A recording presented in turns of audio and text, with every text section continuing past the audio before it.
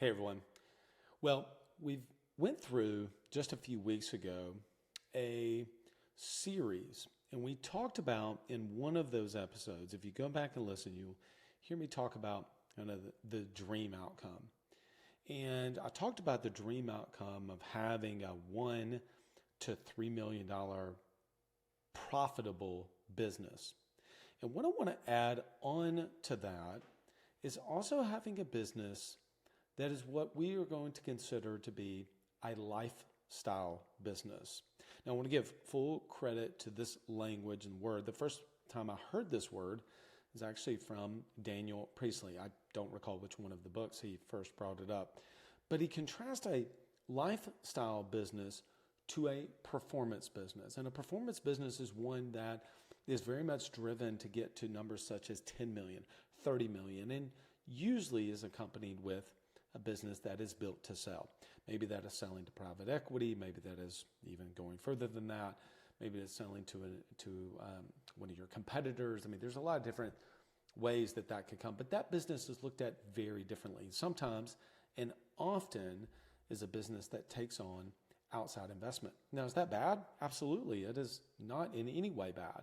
But I definitely want to contrast that type of a business, one that's pushing to 30 plus team members, getting to 10 million, 20 million, 30 million, 50 million, $100 million.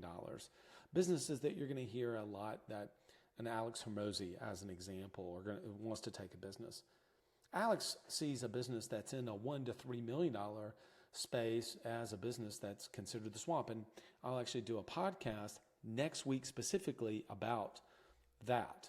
So you'll come back to that because he sent an email out and I wanted to kind of address kind of my thoughts around that. Well, back to the point of a lifestyle business. If you think about those businesses that are performance businesses trying to go to those levels, maybe even have some level of an exit or selling a portion of the company, there's nothing wrong with that. One of my really good friends that lives in Atlanta is in banking, and that's the companies in the world that he honestly lives in on a day-to-day basis. However, the businesses that we're in are much more of a business that would be considered a lifestyle business. I even think Daniel is coming out with a book about this, so you'll be able to go deeper into his thoughts around it. But I specifically see a lifestyle business around 4 F's, a business that prioritizes fun, freedom, flexibility, and financial success. Fun, freedom, flexibility, and financial success. Now, this begs the question, well, what do you mean by fun? What do you mean by freedom? What do you mean by flexibility? And what do you mean by financial success? Well, those answers are actually dependent upon you. You see, as a small business owner, you get to choose. What does a business that prioritizes fun for you look like?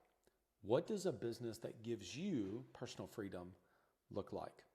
What does the flexibility to be able to work wherever you would love to be able to work, whether that's a coffee shop, whether that's taking off on a Friday, maybe that's working from Spain, whatever that is for you, that flexibility, that's a business that most business owners want. And then, of course, financial success. And the level of financial success could be, right now you have a business that is throwing off $5,000 a month for you. And you were able to leave working for other people and you're now making $5,000 a month for you. But then maybe that financial success is if you could get to 10. And then if you're at 10, maybe it's getting to 20,000 a month personally. What about 40,000 a month personally? What about 80,000 a month for you? What does that financial success look like for you specifically? And see, I think that's the difference, is that while we defined kind of the dream outcome in the revenue space and also sharing that it's a profitable business in that 1 to 3 million, I think it's those numbers that can actually give you the business that can prioritize fun, freedom, flexibility, and indeed financial success. Now, next week, I teased on this just a little bit, but next week I'm going to do a short Friday solo episode that I'm going to be called The Swamp. And the reason I'm calling it Swamp is because that's what Alex Hormozi refers to it as.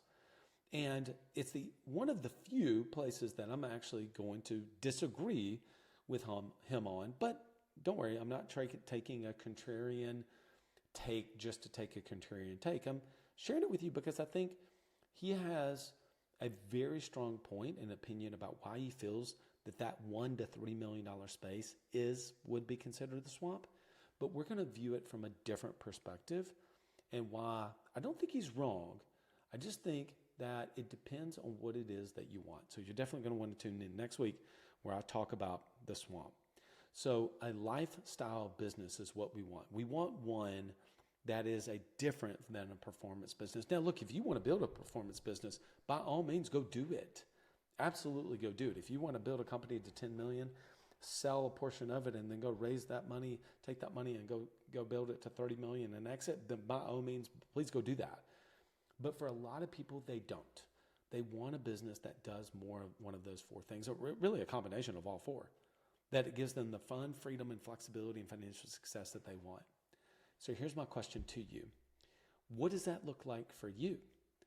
What does the business, not only the revenue and the profitability, but what does a business that's fun for you look like? What does a business that gives you freedom look like? What is a business that gives you the flexibility that you want? We did this with our Blueprint members just the other day. And as much as I may have encouraged them to actually go and do this, if we had not carved out the space, I don't think many of them would. And we had an incredible, robust discussion of people sharing and giving words, and people were picking up on, oh, you know what, that's exactly what I was trying to say. I hadn't considered that. So definitely, I can highly encourage you to go sit down, go to a coffee shop, bring up a journal or a notebook of some point, and write down, what does my lifestyle business look like for me? All right, everyone. Hope this served you well. Until next episode, lead well and go be great. Hey, if you like videos like this, click below. We'd love to have your support. Like and subscribe so we can begin to grow this channel. We have big plans going into 2026 to do more things specifically for our audience on YouTube. Would love if you would like and subscribe and maybe even share this with one other person. And by the way, what does a business that it gives you fun, freedom, flexibility, and financial success look like to you? I'd love to see and read your comments below. Till next time, lead well and go be great.